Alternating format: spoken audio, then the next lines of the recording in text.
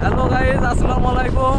আমরা আজকে চলে আসছিলাম দুধ হাঁস কেনার জন্য বিক্রি করবো। সাথে আছে লিওন ভাই, আমার বন্ধুর অভিযোগ বন্ধু আছে হাঁস দেখে দুটো কল দিয়েছি হাঁস